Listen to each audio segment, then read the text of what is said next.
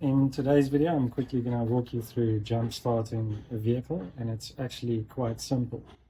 All you need is a set of jumper cables or a jumper pack and a running vehicle with a good battery.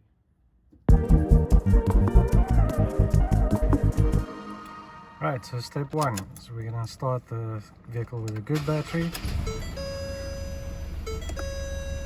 So once we've got the vehicle started, we're now going to connect the jumper cables, and basically from this point on you don't want the terminals to touch each other.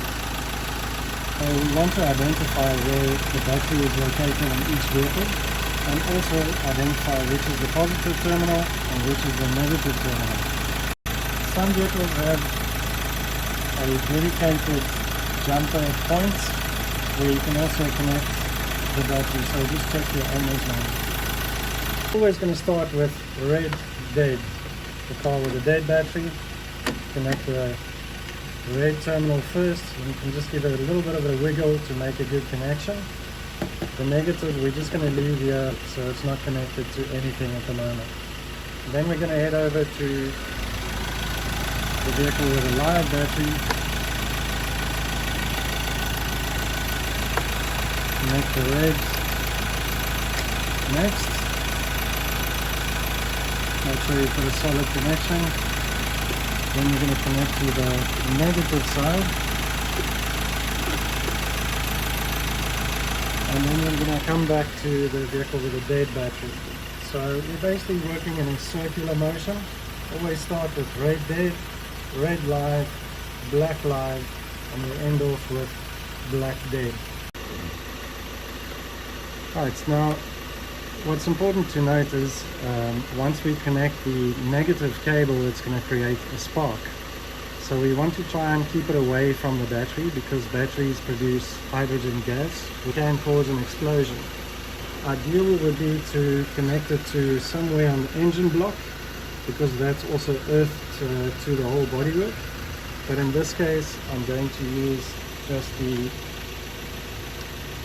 strut on the shocks, and that will give us a nice solid connection. Why do we connect it to the bodywork? Well, basically the negative terminal is connected to the whole chassis of the vehicle, so anywhere you connect it to on the vehicle would be a safe point.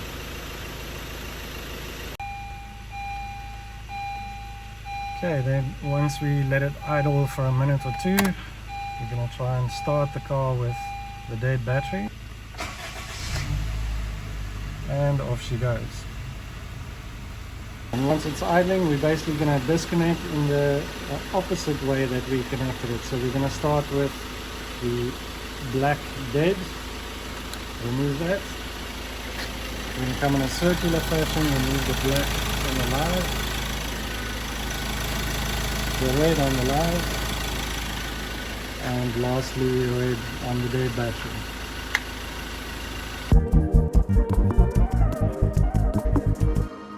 Okay, the second method we can use is with a battery pack.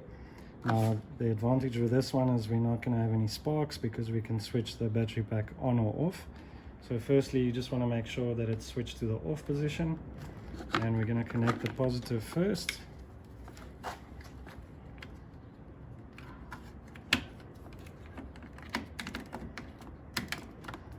And just give it a wiggle to make sure that it's nice and tight,